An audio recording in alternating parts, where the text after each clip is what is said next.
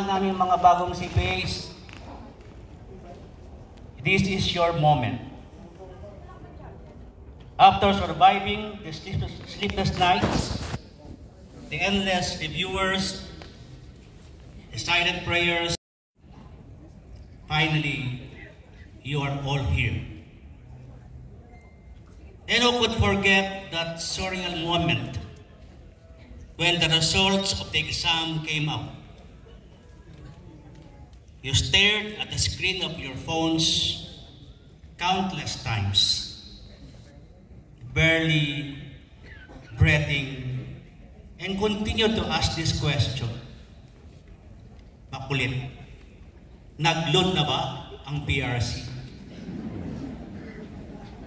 Ano kaya? Yes or no? Or emoji sad? Or emoji friendly or smiley? And suddenly your name appeared in the list. Ano kaya inyong mga naramdaman? Ito po yung mga nakita ko sa Google. Google ba? Some of you scream. Hindi mabilang yung sigaw hanggang kabilang kapitbahay. Sumisigaw. Kasama ang parents at siblings. Some broke down crying. Crying na parang OA.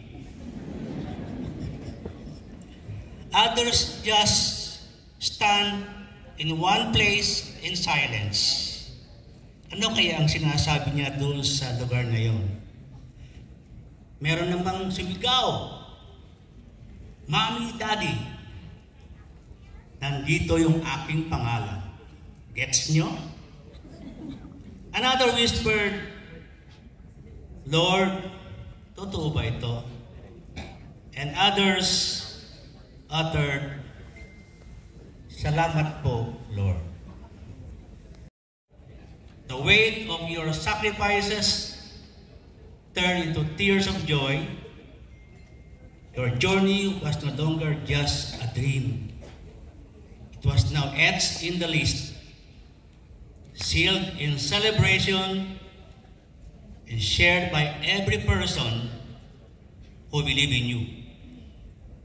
Today, you are sitting there not just as pastors, but as proud, certified public accountants. So, ladies and gentlemen, let's give them a down the rows. Round of applause. Sabi ni Sir Jerry, dapat thunderous. Of course, behind every triumph is a team of quiet heroes. To the parents here who never stop praying, to the siblings present today who whispered, kaya mo yan, tol.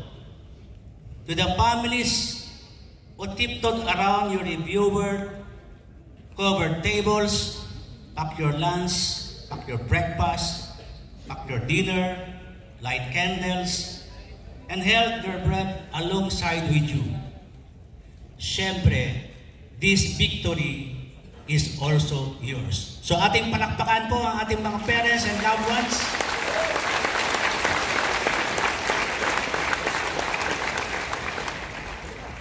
As you take your oath today, remember that being a CPA is not just passing the exam. It is about integrity, accountability, and service to our country. Itong milestone na to, hindi ito ang katapusan. It is the opening of a doorway to a life of meaning and impact. Ahead lie unfamiliar questions. Saan ako pupunta?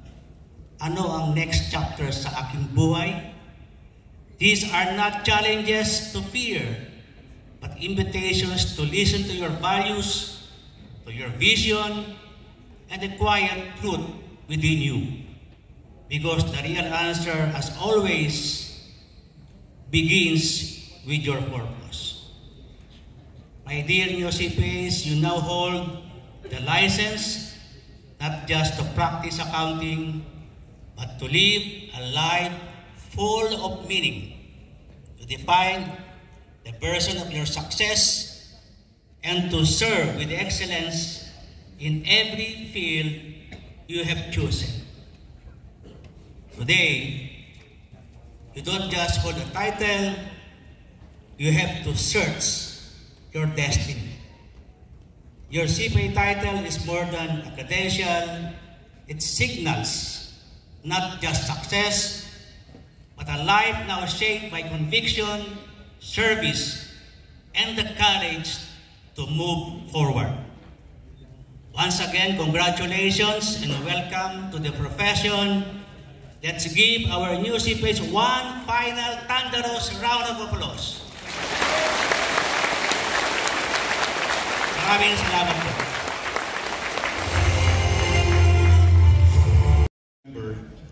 After the December 2025 oath-taking, the oath-taking for the December 2025 passers, 2024 rather, sorry,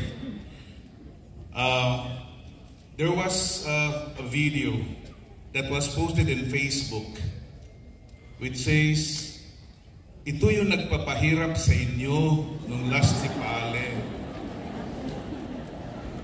See, during the processional, binibidyuhan kami. Ito daw yung nagpapahirap sa inyo. Kilalanin ninyo ang mga nagpapahirap sa inyo. Ngayon, kilalanan ninyo? Mahirap ba talaga? Hindi, di ba? Kasi pag mahirap, hindi kayo nandito.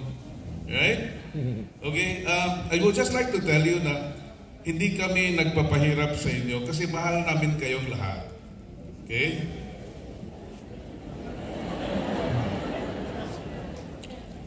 Kung hindi namin kayo mahal, baka hindi tayo nagpunta dito ngayon, di ba?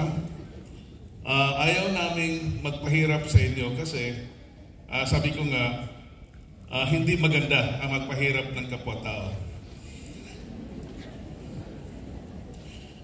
Okay, so today, we stand on the threshold of transformation, your transformation, and that of the profession you now proudly represent.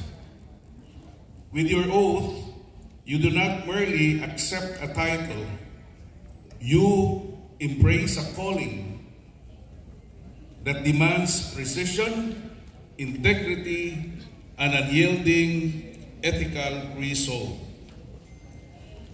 As well as the honorable members of the Board of Accountancy, to the PICPA National Board of Directors, led by the President, Mr.